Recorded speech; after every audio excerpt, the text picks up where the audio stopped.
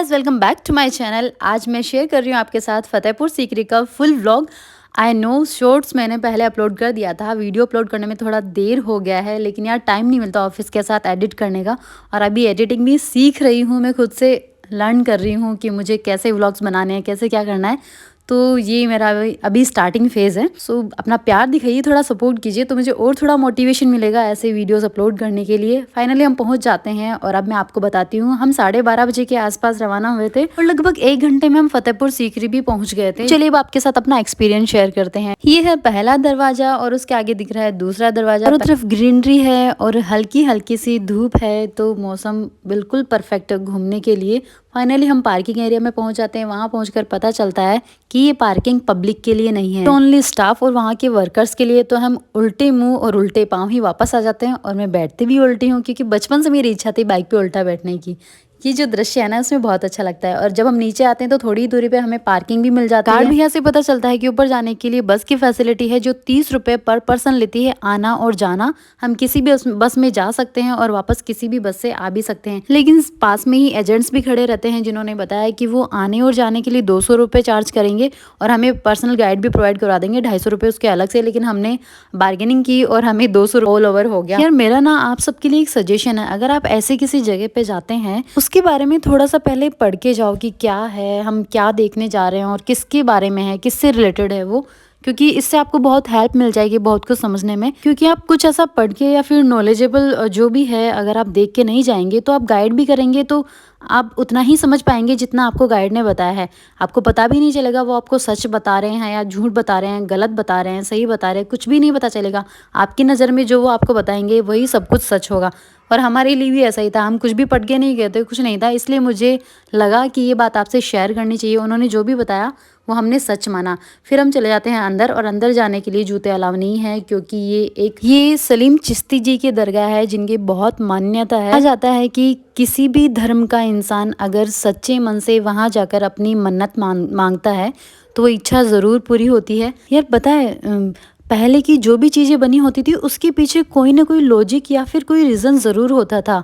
कि जैसे अगर दीवार पे कुछ बना है तो उसका कुछ रीज़न ज़रूर है, और कुछ ऐसा किया गया है वो भी किसी रीज़न की वजह से ही हुआ है। ये जो दरगाह के चारों तरफ का आपको एरिया दिख रहा है, ये कमरे हैं। और कहा जाता है कि सलीम चिश्ती जी के आसपास जो भी लोग रहते थे, जितने भी लोग उस टाइम थे, उन सभी के लिए ये कमरे बनाए गए थे अलग अलग।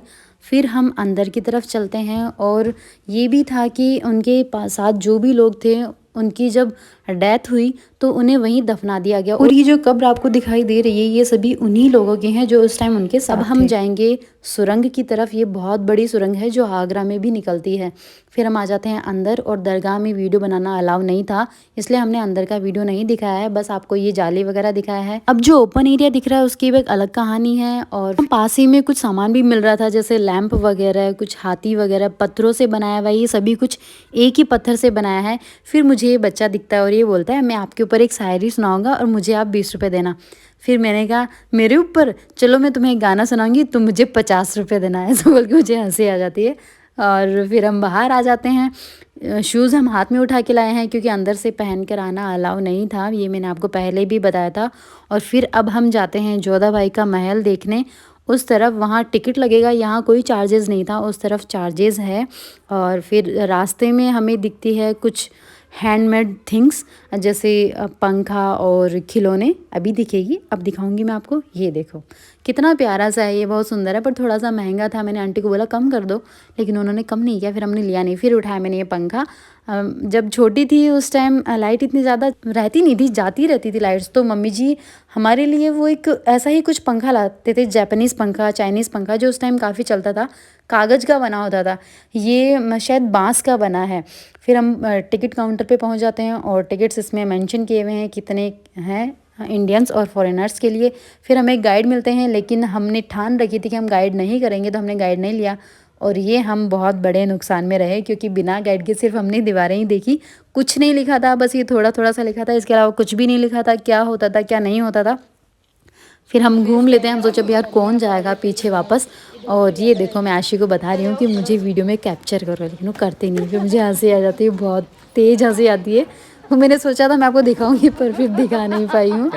और फिर अब मैं क्या कह सकती हूँ, बहुत हंसी आ रही है मुझे। फिर हम चले जाते हैं आगे और ये है जोधा भाई का महल। एक ऐसा महल भी था जो बाहर से 2 मंजिला दिख रहा है लेकिन अंदर से सिर्फ ये 1 मंजिला है। आप सलीम चिश्ती जी की दरगाह के लिए अगर गाइड करें या ना करें, पर इसके लिए ज़रूर गाइड करें। बिना गाइड के आपको कुछ भी नहीं समझ आएगा कि क्या क्या चीज़ें हैं और क्यों थी, क्योंकि ये जोधा भाई से रिलेटेड है जो कि अकबर की तीसरी पत्नी थी और हिंदू पत्नी थी वो।